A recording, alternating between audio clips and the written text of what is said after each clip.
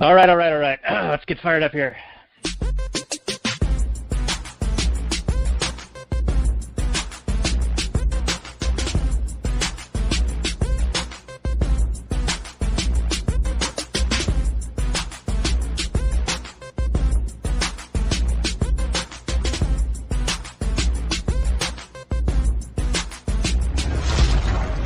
Maximum freedom. Read. Stay on target. Maximum freedom. Stay on target. Maximum freedom. Read Rothbard.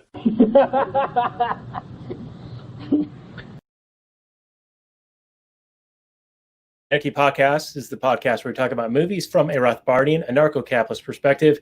Tonight, we got a special treat for you. It's going to be Heat, as we are now in our first episode of the summer. And why not do a really crappy pun and do a film based on hotness and heat? So anyway, this is going to be episode 187 of the show, and it's not code for anything in particular, like an NWA song or anything like that.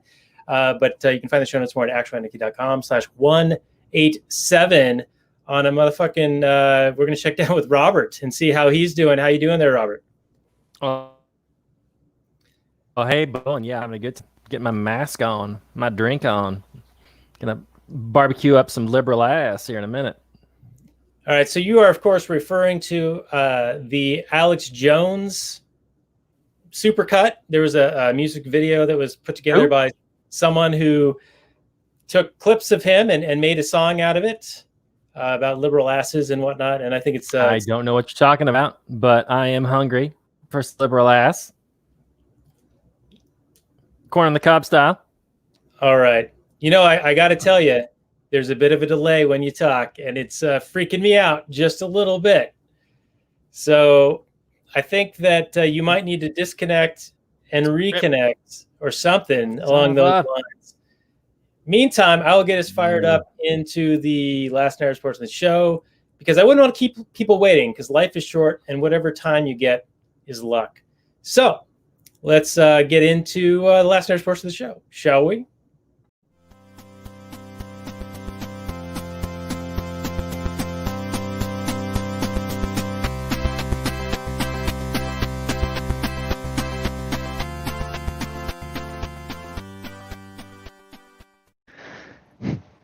Hey everyone, it's Daniel Elwood and Robert Paul Johnson. We are the Last Nighters, and you can find us on Launchpad Media, where they're always launching new ideas in your direction. Check it out at thelaunchpadmedia.com. Tonight is episode 130 of the show. You can find the show notes more at lastnighters.com/130, and we're going to be doing Heat tonight with our boy Mike C. He has been on many times in the past. He's done a couple of Michael Mann films already, and this will be the third in that collection. We'll have a complete rundown of all the episodes he's been on in the past at lastnighter.com/130. Also, he is a musical artist of sorts. You can find him on the SoundCloud at Mechanical Dream Revolution. And if you could, Mike, introduce yourself real quickly, and then where can people find the music that you make? What's up, guys? It's Mike C. coming back for another podcast with the Libertarians at Actual Anarchy. Don't forget to like and subscribe, and ring that notification button, etc. Oh my god, I hate YouTube. I do Mechanical Dream Revolution. It's a weird hybrid of techno, mostly trance, but a fair bit of house, and I incorporate a lot of recontextualized storytelling and news clips and shit like that. So it's kind of really interesting. I had a whole rant about it that we lost because of some technical difficulties, so maybe Dan can splice some of that shit in. like so many clips that I would integrate into melodic dark trance. Right, with music, movies, media clips, TV shows, etc., all to tell an overarching narrative in what you call seasons. So we'll have a link to that, of course, on our show notes page. And we still are experiencing technical difficulties, so our co-host Robert is not currently available. Fuck it. We're doing it live. We're doing it live, Bill O'Reilly style. All right, so we'll start off with the Google description there, Mike. And if Robert joins us, he's welcome to have the conversation. So Heat came out in 1995. It's a crime/crime film, according to Google. 2 hours and 52 minutes. 8.2 on that IMDb, 86% Rotten Tomatoes, and 88% of Google users gave this a thumbs up, Commodus style. And the description reads, master criminal Neil McCauley, played by Robert De Niro, is trying to control the rogue actions of one of his men while also planning one last big heist before retiring. Meanwhile, Lieutenant Hanna, played by Al Pacino, attempts to track down McCauley as he deals with the chaos in his own life, including the infidelity of his wife and the mental health of his stepdaughter. McCauley and Hanna discover a mutual respect even as they try to thwart each other's plans. This came out December 15th, 1995. Director, screenplay, etc., all Michael Mann. And the box office is $187.4 million on a $60 million budget. So it did actually turn a profit. And we'll go to Robert for his initial commentary and opening salvo on this one. Well, hopefully you all can hear me. I don't know if this is actually working or not. I can actually hear you a little bit, so this is exciting. She's clean, Bob. So, okay, fantastic. So Heat, from the man Michael Mann, the guy that also did Collateral, some excellent films. Yeah, this is like grown-up cops and robbers, and you got the acting chops of the legendary political genius Robert De Niro, and you've got Al Pacino. And Val Kilmer, all kinds of great, fantastic people at the kind of the height of their powers. And you got a really tight script and some really dynamic, kinetic action scenes from some characters that are portrayed as intelligent, which I appreciate. There's no real dummies in this movie. It's a game of cat and mouse, where you've got the cop really doing his best, who's actually a pretty smart guy, but he's got problems of his own, and he's trying to take down the criminal mastermind, and with all the powers of the major crimes force or major crimes unit in LA at his disposal. So he's got all kinds of different weapons and helicopters and multiple gang members that are all, trying to stop De Niro and his gang from robbing people. It's a lot of fun. Then they interweave some personal stories, their relationships, the relationships, the toll that their criminal lifestyle takes on both, really. So yeah, it's a good movie, a lot of fun. I'm excited to hear where this goes. Is anybody there? Yeah, we're here. We can hear you. Sorry, Okay. I am now befuddled by technology, and so I'll just give you a little bit of feedback. I think that you're right. This is more of a nuanced take on the traditional story of criminals doing one last big score, but they're actually very specialized. Well, actually, both parties are very, very specialized, and you can see them doing this because this is the best thing that they're at, and they're really kind of not able to really do anything else because of their specialization and the path that they've taken. So I think this will be a very interesting conversation, and I'll go to Mike for your response and your take on the opening, and then what makes this particular film of Michael Mann's, like, does this stand out compared to his others?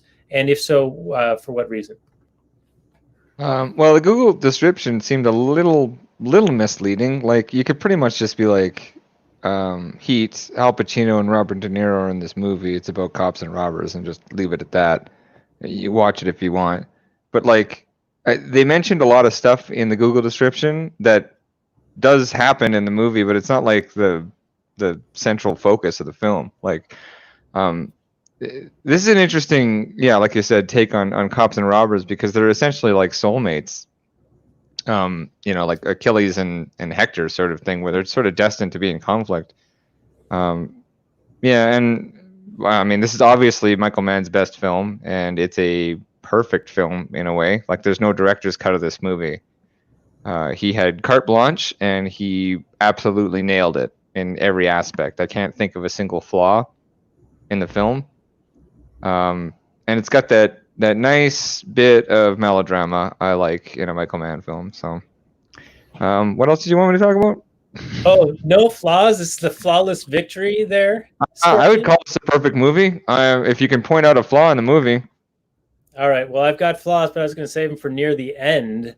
But Robert, do you have any flaws going into prior to the end? Like, let's try to stick with the timeline view of the film. I've got some issues with how it ends, the final scene and whatnot.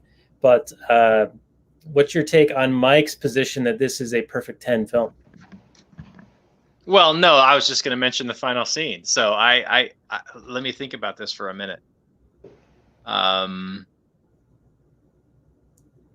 Yeah, talk amongst yourselves while I think of a flaw, because yeah, no, it is difficult. Yeah, no, seriously, talk amongst yourselves. Come on. All right. Well, I think that there's a lot of build up and lead up, and I do like that they develop the characters a fair amount, and that the one mistake that De Niro makes, that Neil makes, in not offing what's crazy dude's name, Weingard, something like that. He didn't. He missed the opportunity though. He didn't choose to not do that. No, he had him down and he was about to shoot him, but then a cop rolled by. Yeah. And somehow he escapes in the midst of this. And so that comes back to bite him. Like, had that. Yeah. So you're touching on like the nature of this movie, where it's like you said, it's got a lot of good character development. It's very realistic characters, and they all seem very human. And simultaneously, there's this sort of Shakespearean or Greek drama to it, or melodrama, where destiny is kind of fucking with these characters and pushing them towards each other and pushing them towards the conflict that they end up in eventually. Yeah, and it's Wayne Grove that's the key. Yeah. What would you call that? He's kind of the wrench. He's the monkey in the wrench, or something like that. Yeah, I mean, he's not really a foil. I mean, he sort of is, in the sense that he points out, like, De Niro's quality as a criminal. That De Niro has a code, and Wayne Grove is just seeking other people to consume for their energy and their power, right? Like, that's why he murders that hooker, because he's broken, and he can only feel powerful or safe or whatever. He's afraid of whatever. By hurting others needlessly, whereas Right. De Niro just wants to take other people's shit, and he really does not want to cause needless suffering. Right, yeah, he's got a ruthless efficiency to him. Yeah. And if he's presented in a situation where he needs to make a choice, even a dire choice, he'll do it without hesitation. And one of the more infamous things related to this film is that he says, well, you need to be able to walk away from something within 30 seconds to be able to be doing the lifestyle that he's doing. And Wayne Grove, you're right, he is a crazy guy who just wants to administer pain to complete him or whatever, like it's his to complete him, to empower him. So he's weak. He's essentially a weak person, and then Al Pacino and Robert De Niro are incredibly dominant, strong people. They're Right, like two kings. But Wayne Grove is what puts De Niro in the position, even during that initial heist where they do the armored vehicle. He's the entire exigence. Sorry. Yeah, the armored car robbery where he gets trigger happy and shoots that first security guard. Yep, they might have had less heat on them had they not murdered 3 people in the process of taking the bonds. Right. Yeah. Exactly. And then in not being able to dispatch of Wayne Grove, then we get the whole plot to it's a little bit convoluted, but how they eventually get to Wayne Grove to get the plot of where they're going to strike next and how to take down Neil's gang. It's kind of an interesting series of events because you have Val Kilmer's wife cheating on him because she's not being fulfilled. She's not happy with how he's mismanaging. No, because he's not disciplined. Right. He doesn't have the discipline that De Niro has. He has the efficiency of doing the work. He's very good at doing the job, but then whenever he gets any of the spoils, he ends up blowing them in a gambling, sports book gambling. Yeah, so that's another central theme. It's about self-discipline and like dominance as a man. This is an extremely masculine film, which you do not see anymore. But I don't even think you saw it much in the 90s. This kind of like you got the hyper masculine shit with, Schwarzenegger, Schwarza N-word, shooting a fucking, M60 into 50 brown people in Commando or whatever. But you didn't get like that level of dominance in situations in the workplace between Al Pacino and De Niro, right? Those are incredibly disciplined men, and it talks a lot about in the film about like what Buddy has an addiction, right? He has an addiction to gambling, so he can't maintain his family life. So De Niro steps in and says, "Look, I'm going to lock this down." When he finds her cheating on him. I'm assuming the people that are listening to this have watched the movie. If you haven't, stop listening to this right now and watch this movie twice, and then come back. Right, or don't come back. It's really important you watch this movie. It's a perfect film. Anyway, so De Niro all the time on the show, by the way. It's always spoilers. Yeah. So De Niro confronts the wife of Val Kilmer, and he says, "Look, I understand what's going on. I am going to lock him down, and you're going to give him one more chance, and that's all there is to it, because he's just calling the shots."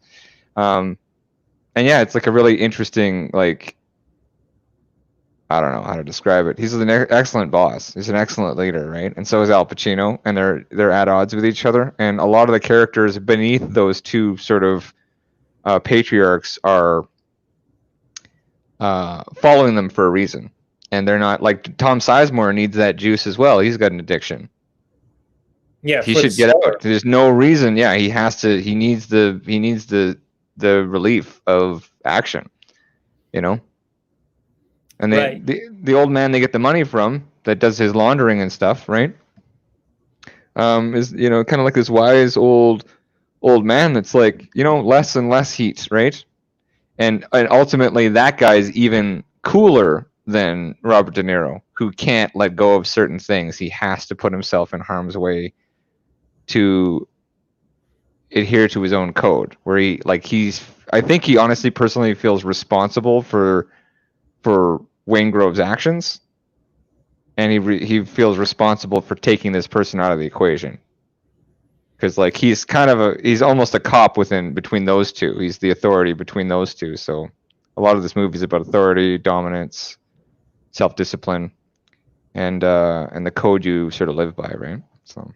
yeah, I think you've got a lot of good points there, because De Niro is very much a stringent person to adhere to his own code.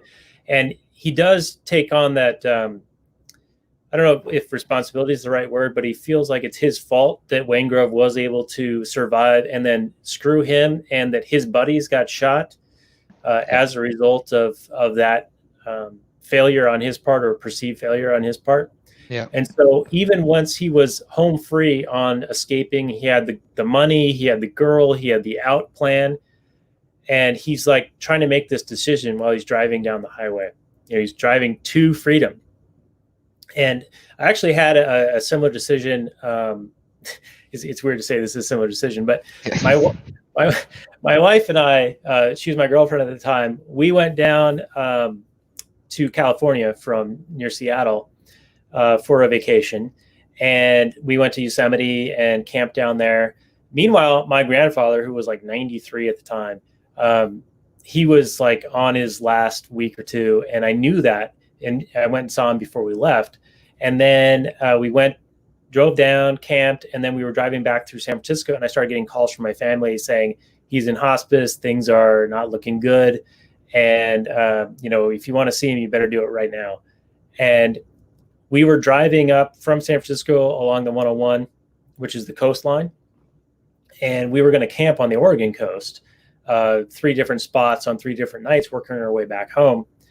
And I knew that for about an hour, we knew we were about an hour away from making this turn back towards I-5 and just driving straight through the night to get back to where my grandfather was, or continuing along the coast and camping.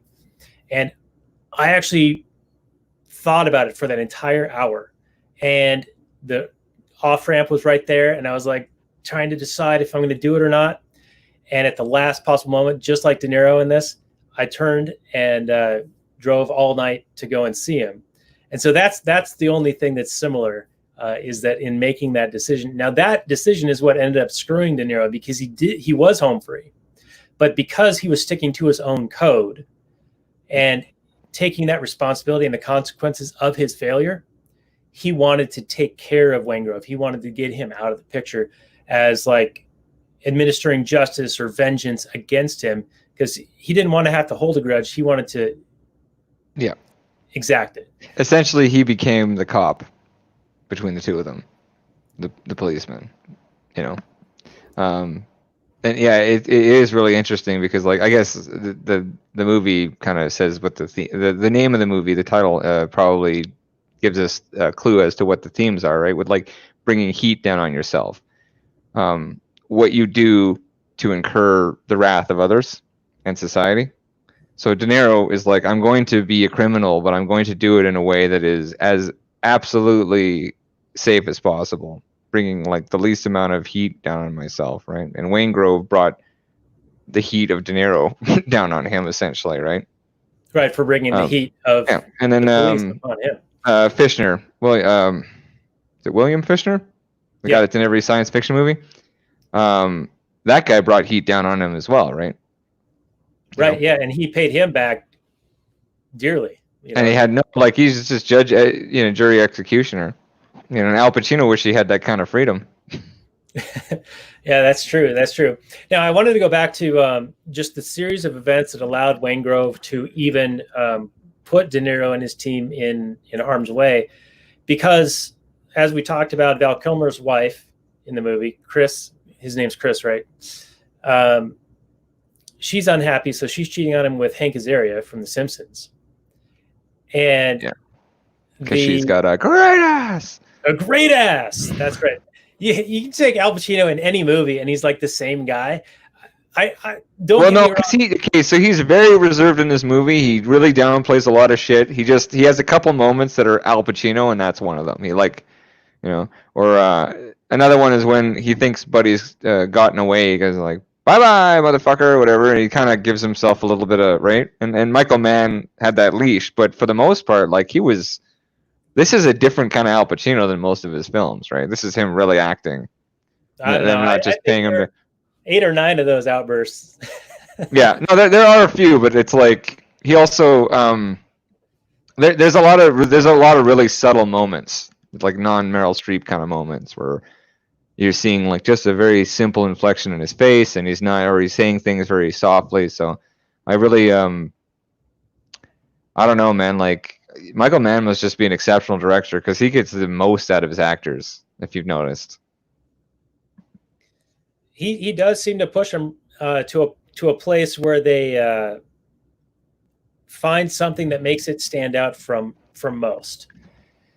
And I'm actually surprised, like we did Last of the Mohicans the last time you were on, that Daniel Day-Lewis didn't win Best Actor. What was he up against? I know we talked about it during that episode, but I don't recall who it was. But, something Weinstein was running. Probably. Yeah, that guy can out Spielberg the Spielbergs, outberg the Bergs.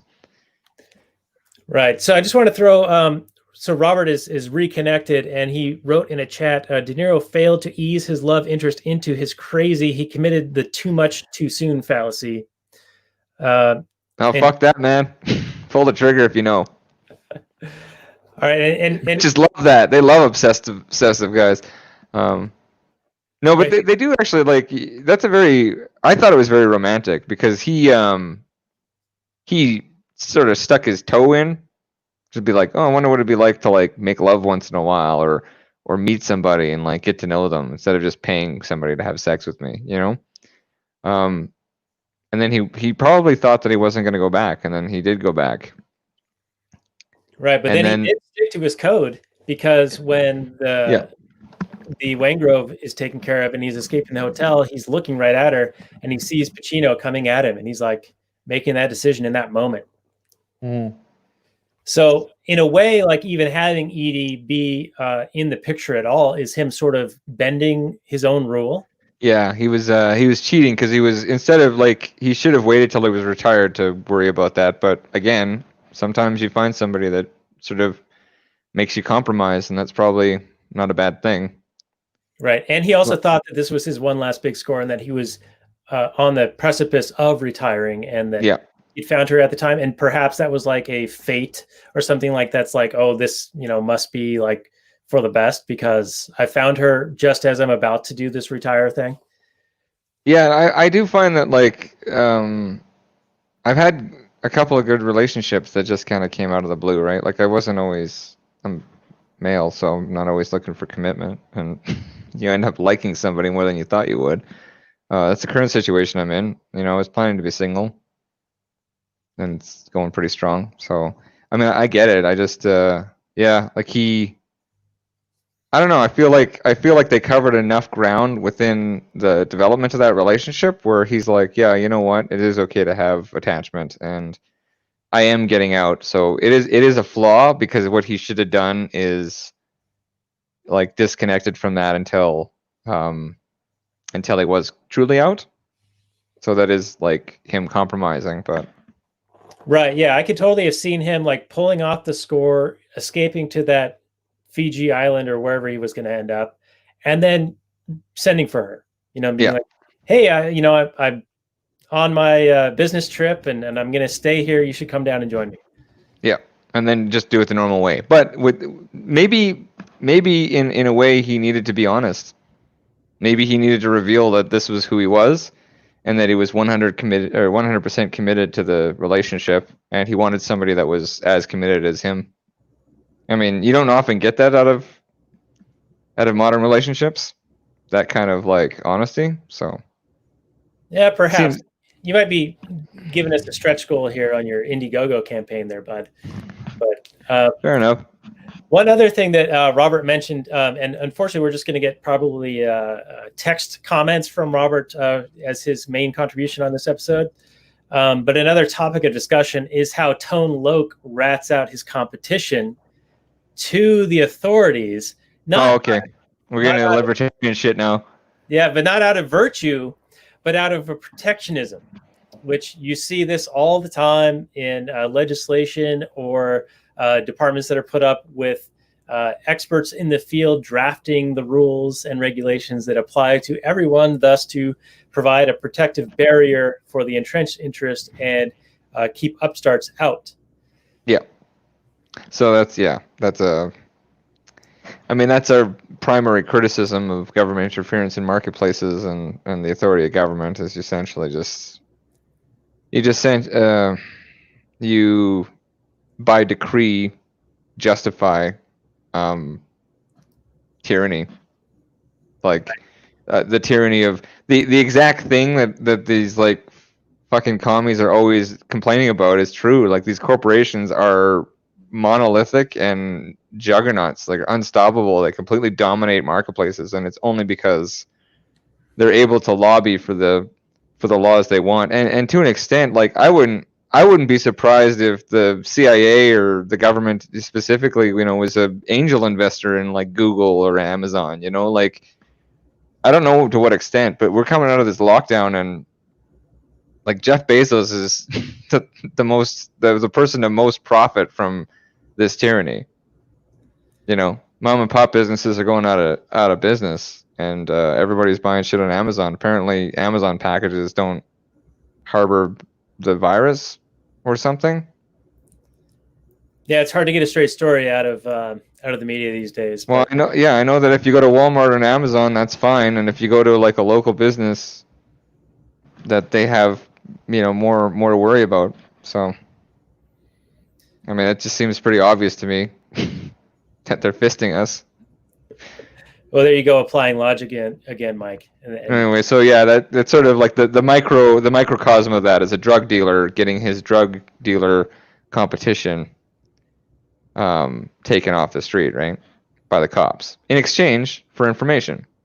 So it sort of works both ways because a CI, a confidential informant, is somebody that gives information to the cops, but like that information is very likely to benefit whatever he's doing that's unscrupulous or illegal. Right. So it's sort of weaponizing the law enforcement to their benefit. It's weaponizing the organizational crime as well. Like it's trying, I don't know. I guess there's a benefit to that, is that the crime is going to be only organized, which is more structured, a little less psychopathic, but still, like, you're really fucking with the marketplace. Right. Now, I want to go back to Waingrove and the path that leads to Waingrove being able to rat out Neil's gang, because they go through Chris's wife, who's cheating on him with Hank Azaria, who's this liquor sales guy from Las Vegas. And the police become aware of this and go to Las Vegas, rough him up, even though they're not in his jurisdiction or whatever, and he even calls him out on this. But then they threaten him with smuggling cigarettes from North Carolina to New Jersey years in the past. Yeah, I mean, that's the whole point of keeping records, right? Right, and it's a totally like a bullshit law that they're using just as leverage to lean on him and threaten him with dire repercussions if he doesn't cooperate with them in this particular investigation to get dirt on Chris and Neil and the rest of the gang. And it's just kind of like, it's one of those things where, you know, is it an Ayn Rand quote where it's the more laws there are, the more lawlessness there is? Or the more laws, the more corrupt a government is, and that, I think that was like Aristotle or Aristophanes. Right, and then there's also the more laws there are, the more criminals there are, and basically you just get enough legalized criminality, or you define criminality in such a way to where nearly anything can be viewed as illegal or unlawful. Then you have dirt and leverage on everybody. Yeah, and you're talking about totalitarianism and the vector towards totalitarian systems, right? Right, and so we just see an example of that in this film, and that's how they get Hank Azaria to cooperate with them. Yeah. Well, so to back away from that a little bit, I do like that this movie's about bank robberies and diamond heists and people that are breaking a non-aggression principle overtly, as opposed to like this era, you know, of filmmaking. It was usually like anti-drug, right? Because of the whole Bush anti-drug thing. So you get Mel Gibson and Danny Glover killing fucking coke dealers, like murdering people for for buying coke from them after they tried to make the purchase. Like that, just, you know, that was like the sort of the baseline. So what I do like about this movie is that it's easier to deal with than something like Miami Vice, where they're going up against drug importers, because none of that would be a problem if you just, I mean, other problems would occur, but the level of psychotic behavior and psychopathic behavior that comes out of illicit substances is at least in part due to its prohibition. I think we know that from alcohol prohibition and the mob and all that shit. So it's nice. It's nice that there's an imperative that is something I can get behind between the cop and the robber. So like, I don't think that Al Pacino is wrong to have the career he has, because he's trying to stop murderers and rapists and people that physically take other people's stuff, right? Just, you know, as a sort of like a pragmatic kind of look at it, is, you know. Right, and in an Ancapistan scenario, his position would probably still exist, but not as a monopoly, but as more of like a competitive insurance model, security service provider, there to prevent and thwart these aggressions against other people and their property. Pacino could have killed that girl, but obviously not the moral actor in this scene. What is that? I think he's talking about when Tom Sizemore gets shot by Pacino. Well, that's the thing. That's what I like about this. Yeah, okay. So that's what I like about this movie, that a lot of people make very, very cold, calculated, and harsh decisions, and it's more about authority at the micro level of at the individual, and the dominance of like one man over other men, which is kind of interesting. And yeah, like if Al Pacino had missed that shot, like, I don't know if cops can be fired, if that's even a thing, but I mean, Like that would have been wrong, right? But he took that shot because he knew the man that he was dealing with. So he took the shot because like Sizemore probably would have not gone down without a fight. You know what I mean? Like he was not in a sane state, and he needed to be put down. So. Right, and Sizemore, as depicted in the film, he was running from a couple of cops from the other direction, so he wasn't as concerned about what was behind him until he turned around and he saw Pacino trained on him, and his eyes widened. Pacino had time to take that shot, so I'm not too. It didn't surprise me that Pacino takes that shot, and I didn't think the girl was at undue risk, especially given that Pacino is very proficient at what he does. No, if you take a kid hostage, I think you should be shot. So I'm not really interested in that guy going to trial in any version of a society. Right. Now, there's the whole, innocent until proven guilty, but he's there in the midst of the act, taking a child as a hostage. So, I mean, you're there viewing it happen. Yeah, and that's the thing about justice, right? Like, justice is it's so inefficient, it's almost a lost cause, because the best thing to do is prohibit violations on the fly when it happens. Like the immediate stop people from stealing from you, murder people trying to aggress upon you, right? Like these are ways to solve the aggression in our society and people that don't want to behave. The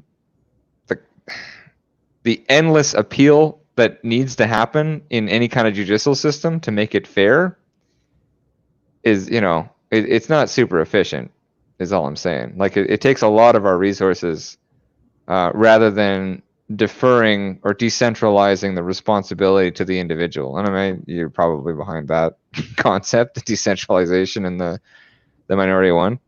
Sorry guys, good luck. I like all these points. If you can hear us, I am going to address all these points. There's a lot of really good things that he's saying in the chat. Okay, and I can speak for Robert. I can play the role of Robert tonight as well. So we're responding to a comment that Robert has written to us in a text-based format because his connection is not strong tonight on whether Pacino could have killed the girl that Sizemore had taken hostage. But obviously, Pacino is not the moral actor in that scenario because Sizemore was the one who committed the aggression, and Pacino was trying to mitigate it. Save the girl's life if possible, and so he took Sizemore down. Do you think that he had any duty to not shoot and find a alternative, more peaceful resolution? And I got to say, in that moment, I don't think there really was. No, it escalated way too far. Like, here's the thing: is they went to arrest them, and Chris opened fire immediately because that was their methodology. They're not interested in going to jail. They're not interested in negotiation. They're stealing some shit, and if you get in their way, they'll kill you.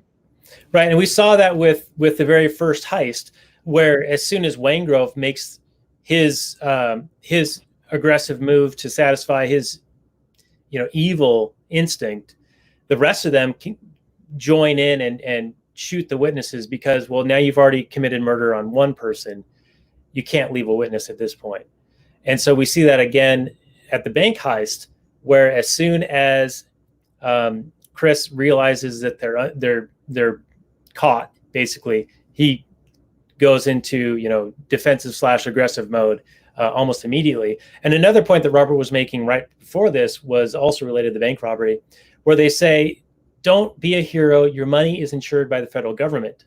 And Robert asks, "Does the government security does that encourage the crime, or is it just a convenient excuse to not feel bad about it for De Niro?" And I'll add a corollary to that, and I'll address it to you, Mike. The other heist that they did was for the security, or the it was a security or like a stock certificate or whatever for like 1.2 million that the William Fichtner character had insured. And so they justified it to themselves that, well, he's going to be made whole as a result of this anyway. And John Boyd's character is like, why not sell it to him at a discount, because he's going to be made whole and then also buy it back from us at a discount and thus clear 40 or 60% on top of being made whole. So Okay, so yeah. that both of those situations incentivize the crime to happen in the first place, or make it easier for the crime to happen because any moral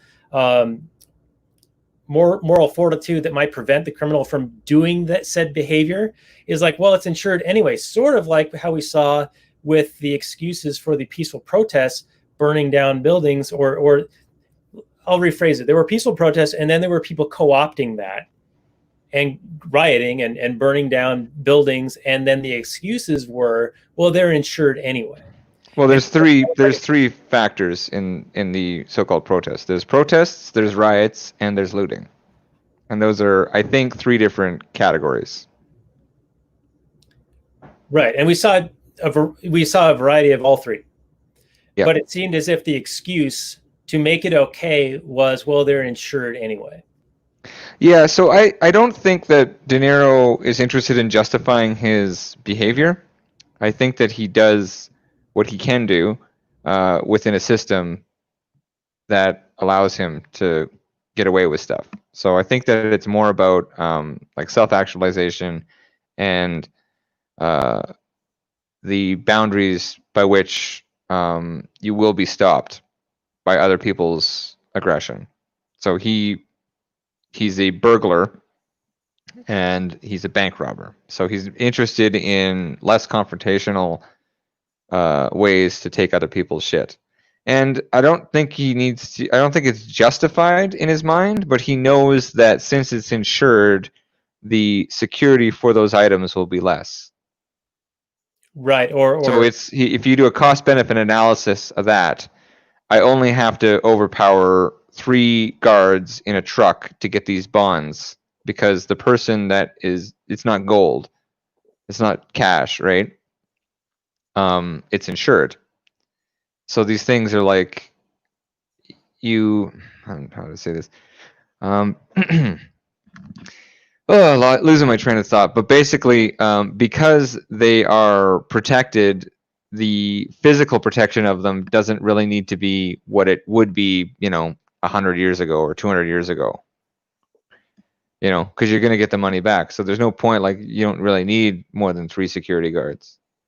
If you could steal from people in that way, that much money, and actually steal it, and that person would have no recourse, there would be a lot more protection. There'd be a machine gun on top of the truck. There'd be more than pistols inside the truck.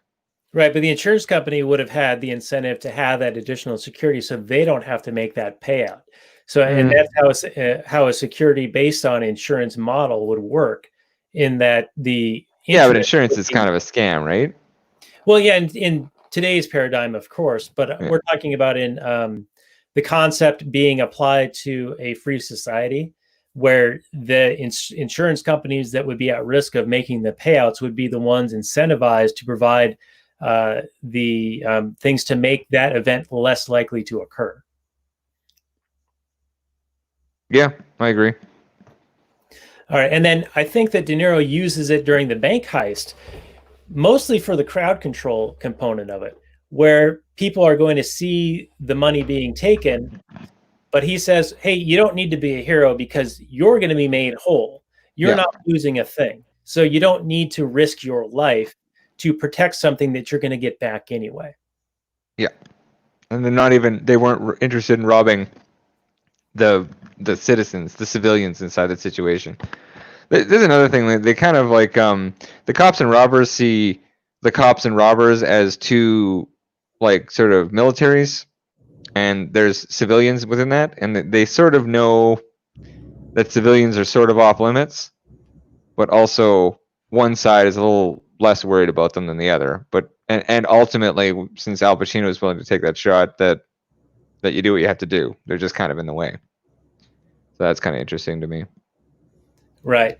All right. So the next topic that Robert has brought up is that the cops drive their cars like they're rental cars. Why not? It's not their property, nor do they have to pay for the maintenance or the fuel.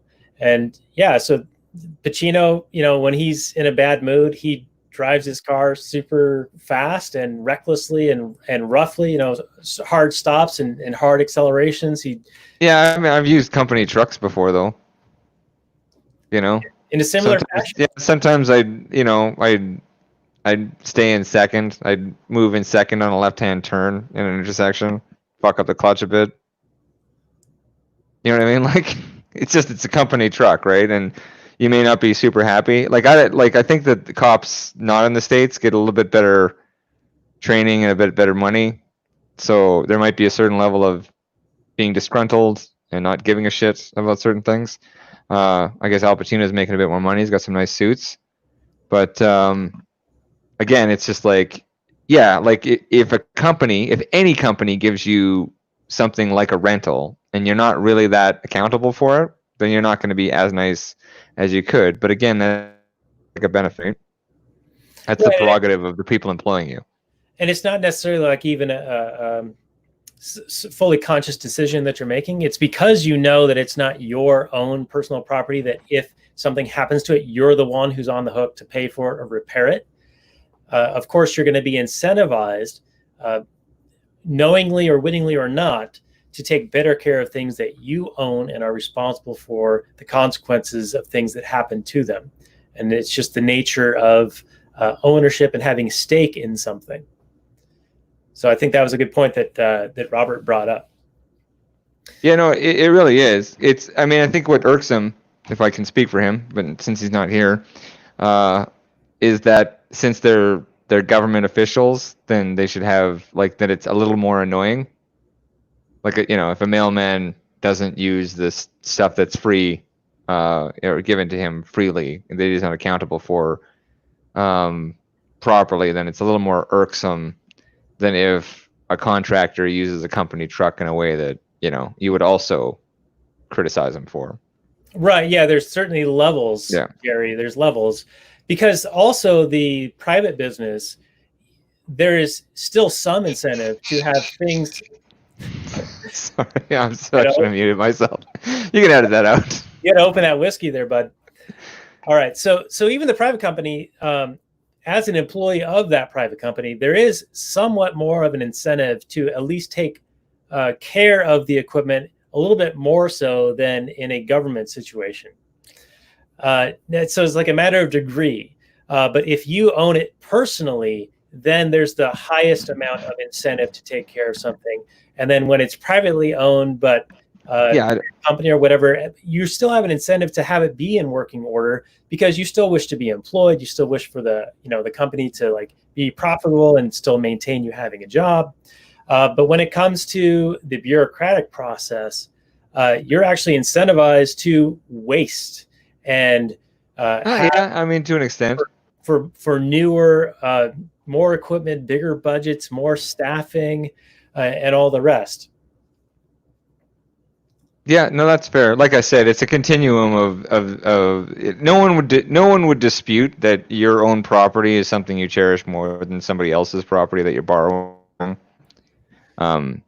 Except maybe the perfect Soviet man that they were trying to create, New kind of yeah, that didn't work. Just like I said, I would put this in the same category as a company giving you, a timeshare or, a public washroom to use within the building that you're working in. It's just an extension of that taken to, a bit more of an extreme because of the, justifiable wear and tear you can put on a vehicle, and you can just not give a shit and you can be a bit more angry. Like I said, I just view it as a benefit.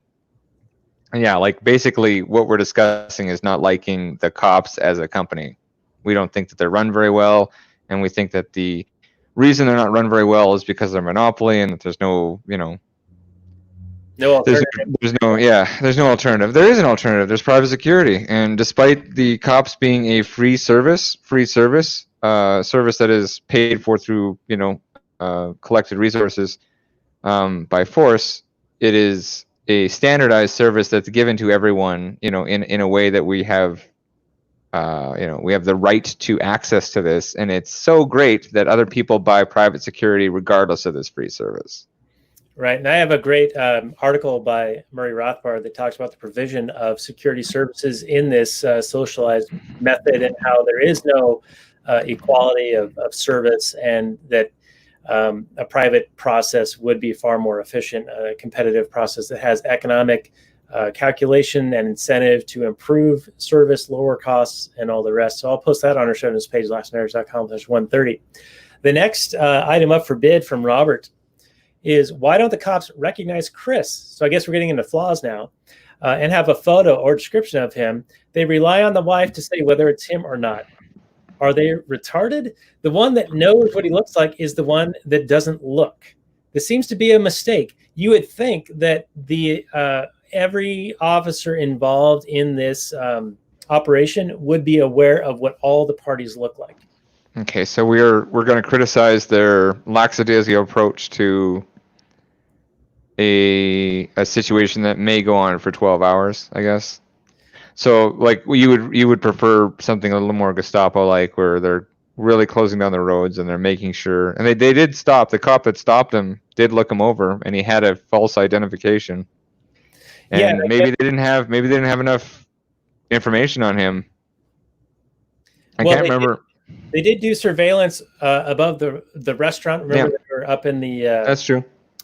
Yeah, whatever the writing was up there, but they were taking photos of all the participants. They knew who these people were. So one would think that if they're going to stake out the wife's apartment and use her as bait, that they would be in a position to be able to positively identify that person, especially if they're going to stop them and check them over. Yeah, so that's fair.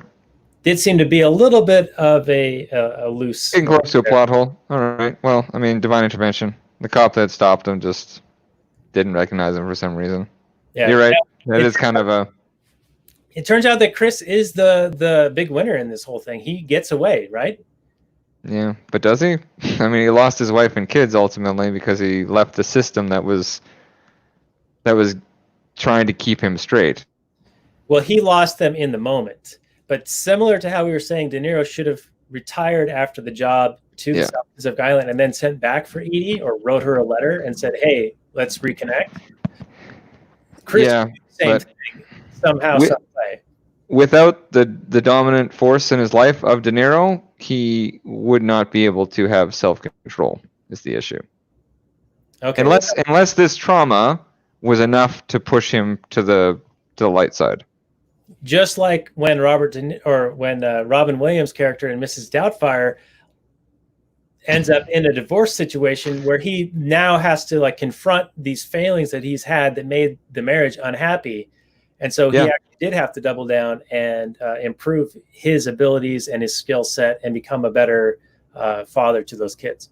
Yeah, no, I recently, I've been with a girl for about 18 months, and we hit kind of like a rock bottom and hit we got to the foundation to restructure the foundation, I'll just say. And some of that involved me looking at my own behavior and changing. So it did require, again, it's incentives though, right? So this sort of falls in line with your, though I wouldn't try to apply the Stefan Molyneux libertarianism to relationship theory. He's a little autistic about that, but in short, it does require a bit of pushback sometimes. So, and life will give you that, and your relationship will give you that. And in the case of De Niro and Pacino, they give each other that because they are essentially soulmates. Yeah, and we see that played out in one of the great scenes in this is the restaurant scene, where, I mean, if you want a master class on acting, I mean, you've got those two sitting there sizing each other up, because exposing their soulmate connectedness, like in a sense of Achilles and Hector, right, where they were destined to, one of them had to die, right? But they're also equals, like they're both equally committed, equally skilled, and one of them will come out on top. Well, there can be only one, Highlander style, but it's a great scene, and I think that not only do you have great actors, but you have a great director in Michael Mann creating this. I kind of want to get to the end scene comment that De Niro is doing. I'm not sure what you want to do for time here, but I want to lead up to it a little bit, because De Niro does do the pull off of the highway to go and take care of Wayne Grove, because he needs to have that vengeance for what he's done against them. Is it vengeance? Because it feels like it's this beautiful discussion about what vengeance and what justice are and why they're not really different than each other.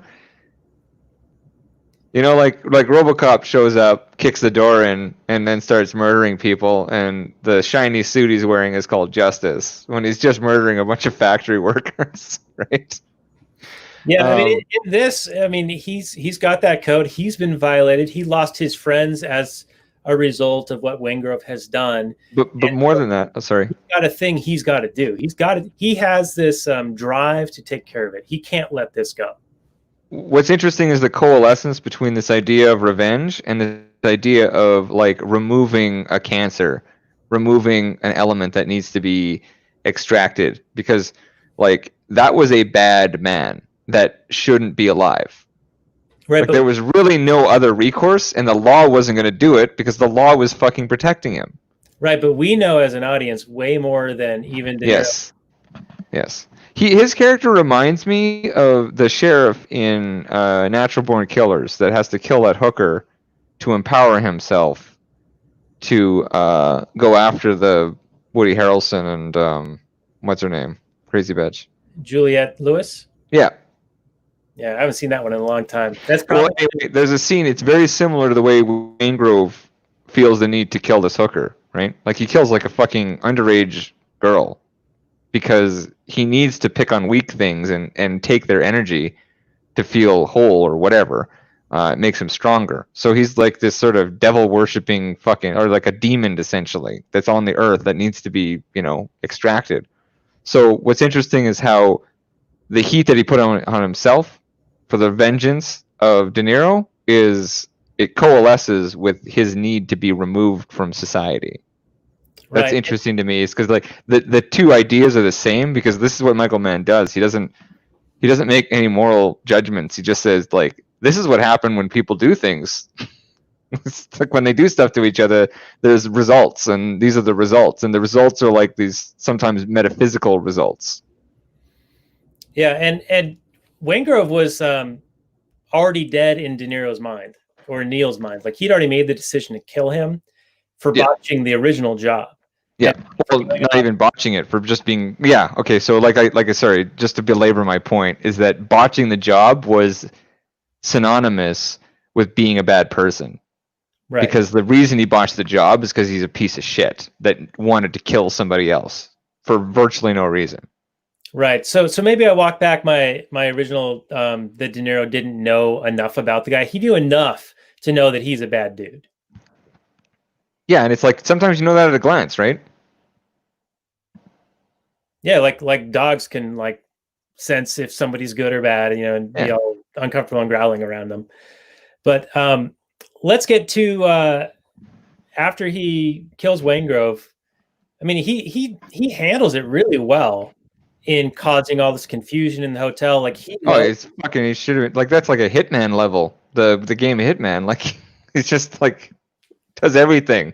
Right, because he knew it was staked out. As soon as he got into that hotel and took on the security guard uniform or whatever it was, the staff uniform, and he saw behind the front desk that a guy had a shotgun, he knew that Wingrove was bait and that this was a trap.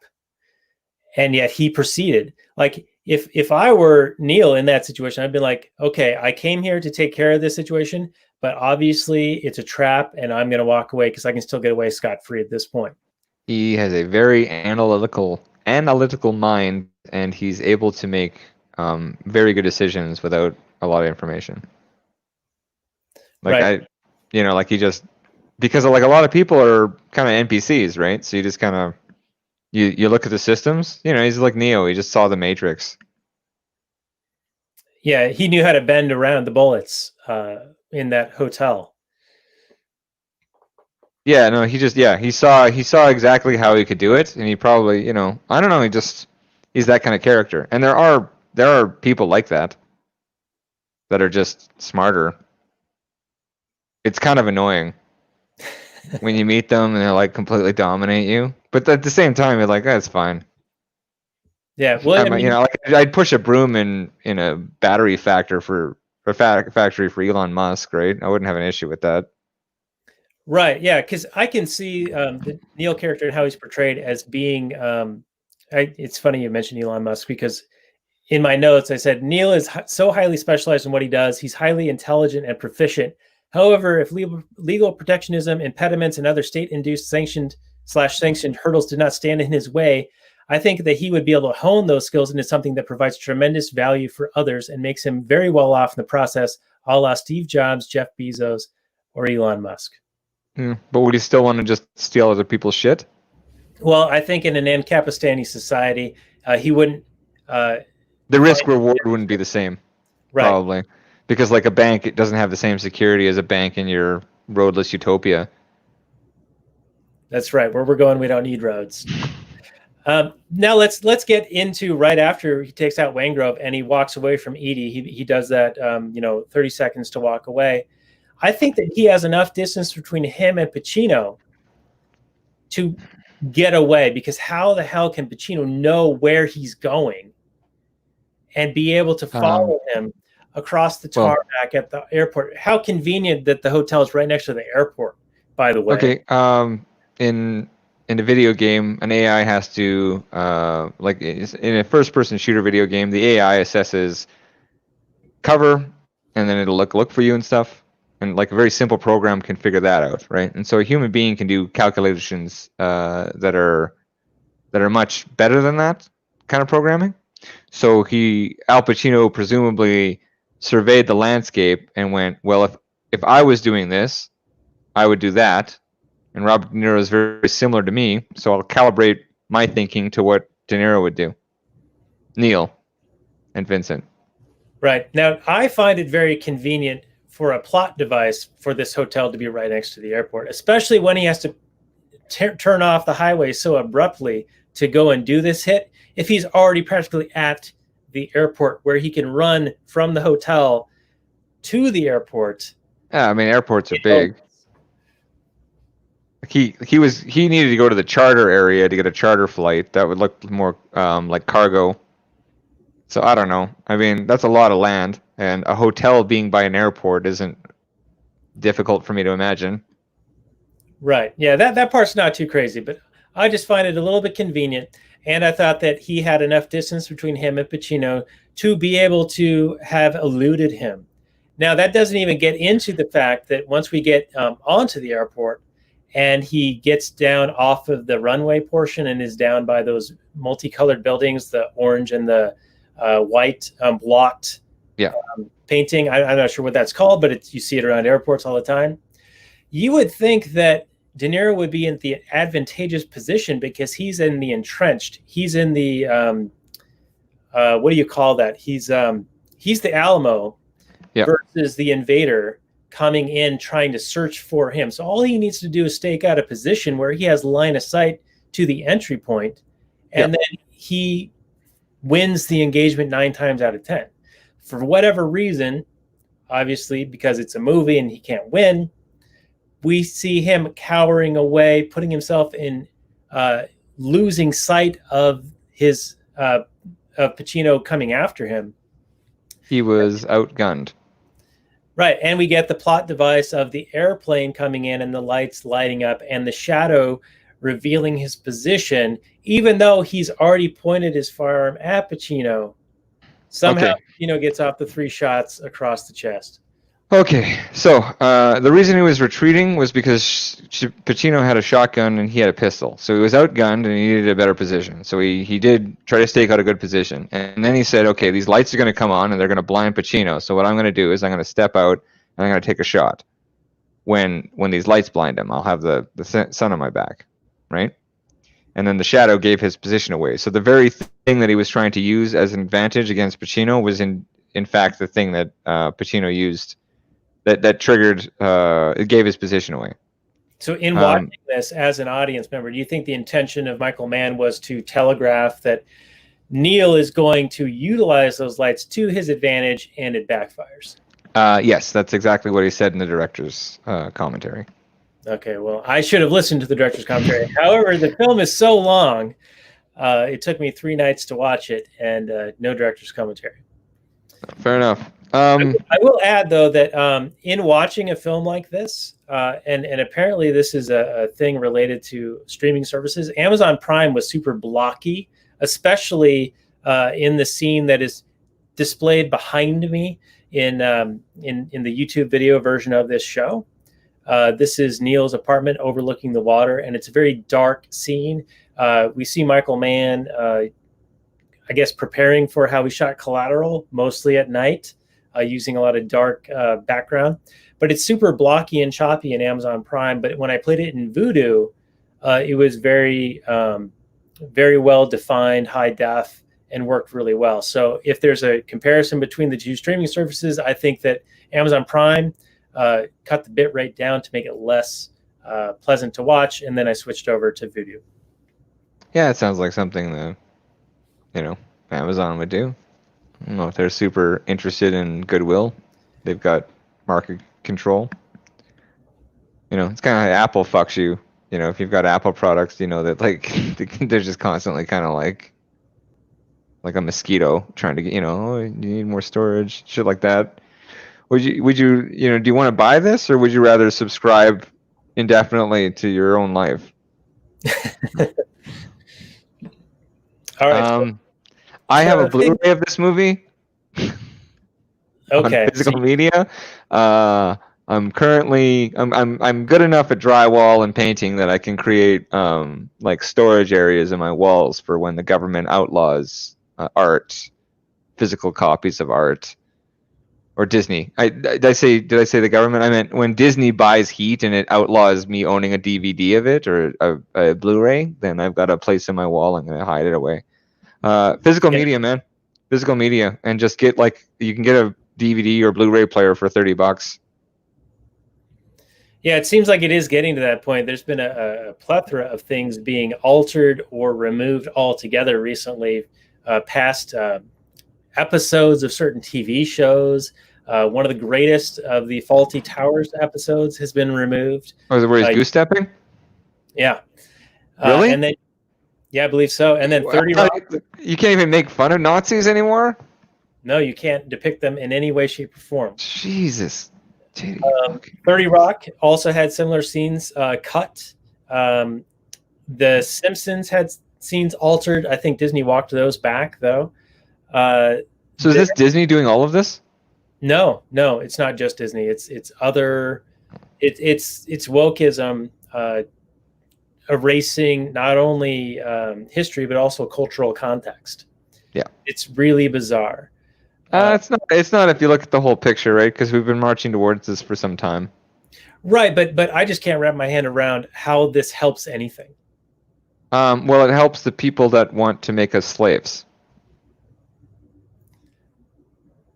I'm surprised they could be so overt about it.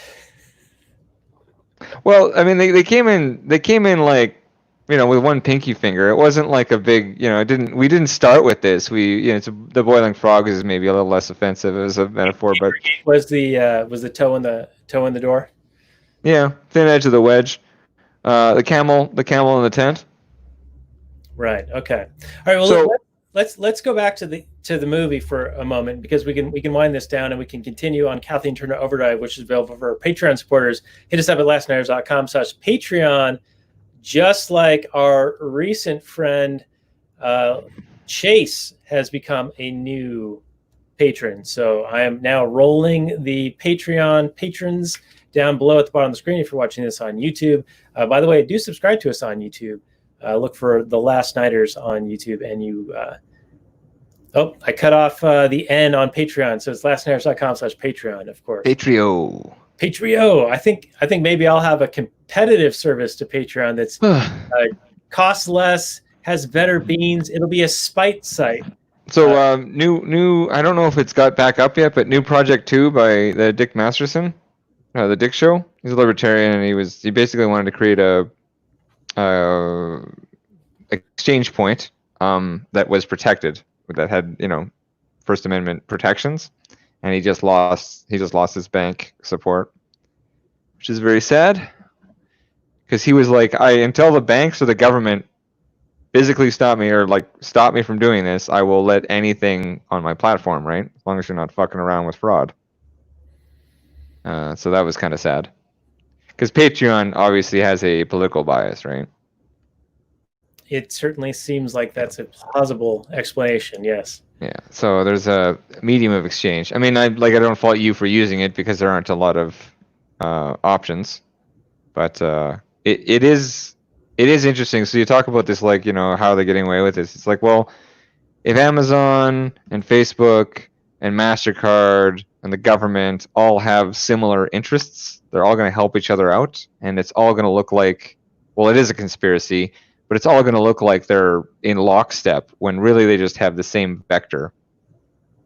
They have the same goal. And I mean, if it all became one thing, eventually they'd start eating each other as well.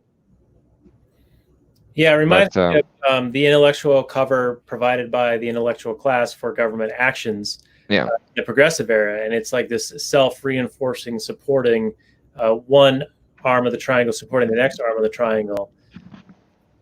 Yeah, it's just like the web of blackmail associated with, like, like Pizzagate and sexual assaults in fraternities, and the government keeps that all together, and then, like, they're in bed with Amazon and they're in bed with Facebook, and Facebook feeds you information, and the CIA is going into other fucking countries and bringing back drugs and putting them into fucking vulnerable communities, and then those communities are asking for stricter drug laws, and then we get the war on drugs, and then the Defense Department is approving scripts in Hollywood. Like, all of these people know each other. They go to the same country clubs, like, this is the nature of authority.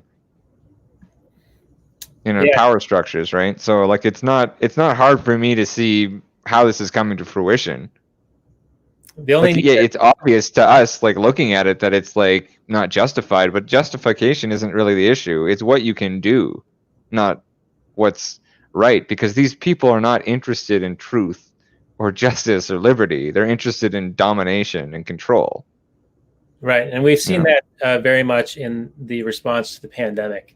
Yeah. Basically, they're doing whatever they can because they can, and they can get away with it. But let's dial this back to Heat. Let's get into any final notes before we get into summary and review and give a score. And I'll have to, like, fill in for Robert and myself, unless you've got any final notes on your end, Mike. No, this is, like, I mean, I don't even know what to say about this. Like I said, dominance, control. Talked a lot about what the nature of authority is, and how we sort of make our own laws and our own systems.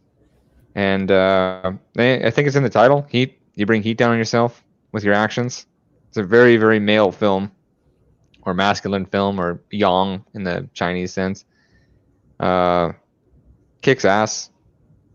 And so I showed this to my nephew, and his feedback was that he could not know who was going to die between the two of them until the very last moment. And that, I think, is a pretty that's a very rewarding thing, I think, for a film to be able to do that. Like, I think that's a good thing. If a film can keep you on the edge of your seat despite it being completely telegraphed, like, it feels like I said, Greek in its melodrama, and its level of, like, sort of interplay with destiny and stuff and the characters. But at the same time, it actually kept you on the edge of your seat, wanting to know what was going to happen, despite it being like a kind of an old tale, having an old feeling to it. So this is why I like Michael Mann. This is certainly his best film. It might be the best film ever made. I can't think of a better film except maybe Starship Troopers. So, and scene. So score wise, it's a 10 out of 10. This is, I'd be like 11 out of 10, right? Or 11 out of 9. Okay, all right. So it's above and beyond on the quality. Yeah, because that was another one where money went missing, right? 9/11. Anyway, I think you're right on that one. Well, I'm going to agree with you in a lot of respects. I think that this is well done. I am, of course, a bigger fan of Michael Mann now as a result of having watched films by him, as from you being on the show. So I have a newfound appreciation for him. This is a movie I hadn't seen in a very long time. Of course, De Niro and Pacino are probably at the back end of their the height of their powers in this film. having made a name for themselves in the late 70s and throughout the 80s, but they're still very powerful actors in this film. Mann's directing is great. I notice a lot of very strong imagery in the cinematography, where you see a lot of scenes that are bisected or cut in certain ways, or people are traversing like triangulations or triangles or directions. So there's almost like some just beautiful visualization in this film that has a bit of a dreamlike quality, especially with all the darkness that is going on as a lot of the scenes kind of happen in the night. But overall, I think it's actually well paced. It moves pretty quickly for the nearly 3-hour runtime, and there's not a whole lot of wasted scenery in this. There's not a lot of scenes that could even be cut and still maintain the narrative that's being told, the fully developed characterizations, and we get to know more about these actors or the characters that are in the movie, to where we actually care about what happens to them by the end of it, or we actually, like you were saying with your nephew, you don't know who's going to come out on top at the end, because you have these equally matched people, and you have one of them actually at an advantageous position who ends up losing. So it's a bit of an upset at the end.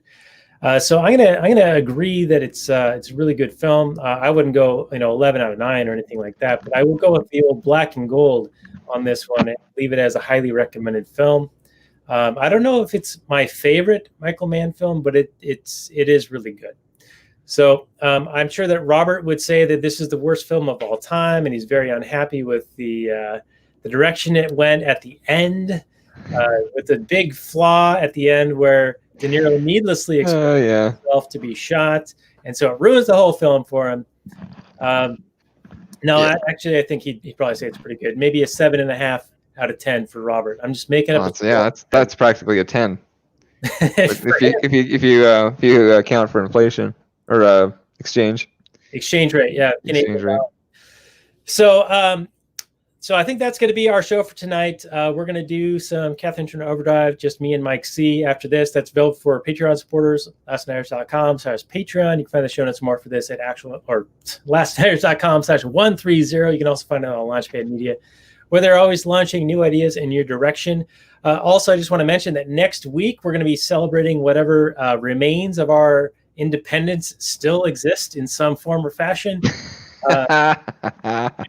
The Mel Gibson flick, The Patriot, with Snobby Bobby of the Not For Everyone podcast, which is also a movie review show. So it's a bit of a crossover episode. It's going to be a lot of fun. I listened to a couple of his recent episodes, and he and his co-host have like a morning show vibe, but with a lot of cursing and just kind of rambling nonsense, which is very entertaining. It's very conversational, so I think it'll fit in really well with us. Though we are just having Snobby Bobby on, not his co-host, but I think it'll be a really good time doing The Patriot. So that's going to be our show for tonight. Mike, if you can remind people where they can find your music, and then I hope you can stick around for a little bit longer and we do the Kathleen Turner Overdrive after this. I'm on SoundCloud, Mechanical Dream Revolution, and I'm just getting a website put together for my shit because I think I'm about to hit that wall of suppression. So it's all free, so I feel like I got a bit of leeway there for the whole copyright thing. But I do lean heavily on existing material, and that seems to be persecuted.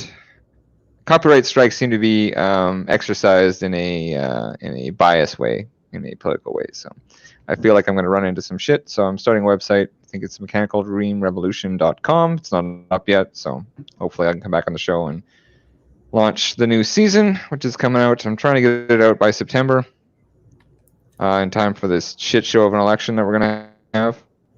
And that's me. All right. Well, thanks again for being a friend, Golden Girl style, and for being a multi-time guest. It's always a fun conversation with you. And with that, I'll say good night from last night, everybody. We'll see you next week. Peace out.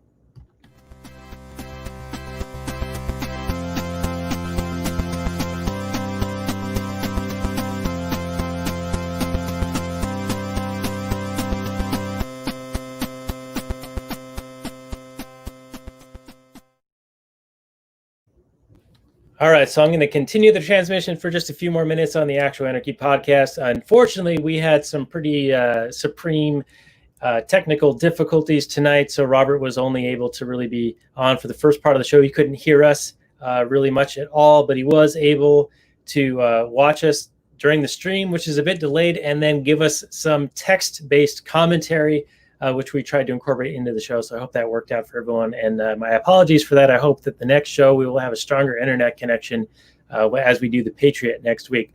So Mike has stepped away for just a moment, but I do actually have a question for him that I will bring up as soon as he comes back. But I do hope that you guys find value in what we do here, and that it's worth doing this show, because a lot of the stuff that we've seen going on lately, I was talking in the pre-show about how my company is now talking about if you don't uphold certain opinions, not even just inside work, but also outside of work, that your career might be at risk. And so part of me wants to almost look at it like a defensive way of, I don't know, maybe changing the show in some way, or toning it down. I don't even know what needs to be done to feel more, I don't know, more secure from repercussions from having opinions that don't fit into the narrative that's being shoved down our throats. But I got to give that some thinking. But Mike is back, so I have saved the question for the end here, and that is the lesson of this film that revenge is in fact a dish served cold, best served cold? Yeah, I mean, okay, so heat, right? Heat and being cool, tempered existence, tempered decisions. Should you make decisions rashly? You know, demons versus. Yeah, I wouldn't say that's the theme, or that that's the thesis of the film, but it's certainly there inside of it. I was more interested. The final lesson. It does seem to be the final lesson, in that De Niro would have survived had he done the Top Gun move and saved his plane to fight another day. Yeah, I suppose, but like at the same time, he was compelled by his character and his destiny. Like, I don't think the world was big enough for the two characters. I think that's the point. Okay. You can't put two ram's heads in a pot, right? When only one will fit. Yeah. Coming back to what you're talking about like what you don't know what to do about this infringement on your liberty. That's just the start of things to come, with a bit of a racial flavor to it sometimes. If not a gendered flavor to the oppression. I think anything short of extreme violence is cowardice at this point. All right. Well, I'll leave that to the viewer. You can edit that out if you want, but I honestly believe that like we need to start seriously considering our communities, focusing on our communities and the people that we trust, and maintaining these conversations and defending ourselves in a way that is reasonable and justified, and not really letting people get too much closer if we don't trust them, if that makes sense, as an abstract, because it's only going to get worse. And so you need to start thinking about self-reliance and creating monetary systems that are outside of the oppressive system that we're in, because that's like, the bottom line is the medium of exchange and the medium of expression are completely locked down at a global level. So I think that, like, I'm not totally like black-pilled in the sense that we're going to lose. I think that there's a lot of potential, and I think that these events are really enlightening a lot of people. But there is an earnest effort to destroy liberty, and that's a very unique idea in the world. I think that it came out of Europe, and I don't know how likely it is to occur again should we fail. So that's my somber reply to what you said earlier, and I'm all right. Sorry for my hate speech.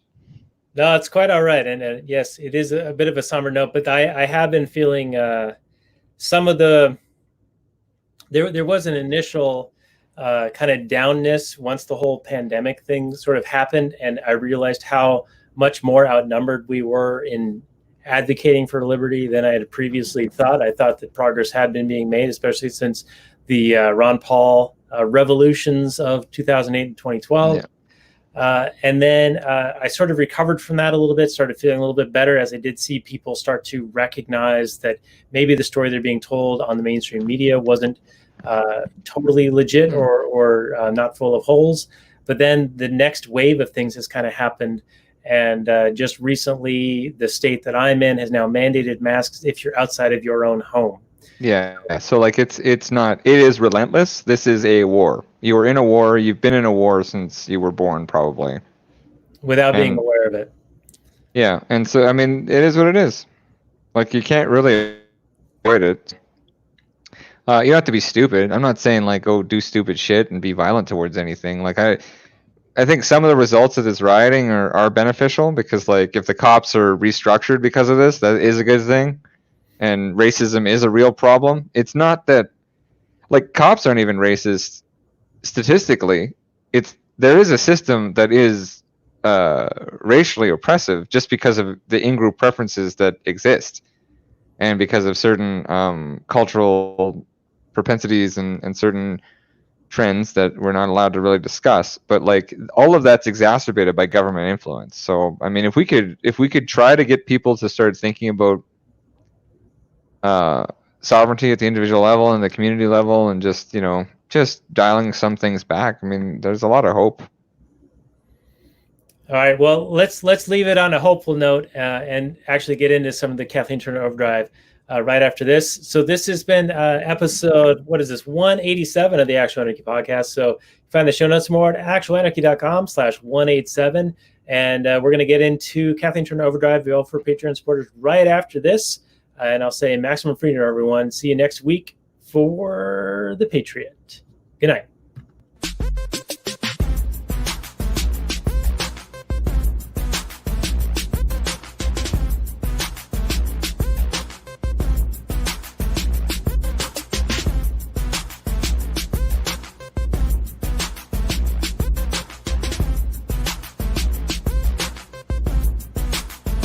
The Chipmunks. CHIPMUNK. We're the Chipmunks. Guaranteed to brighten your day. Do do do do do do do do do do do.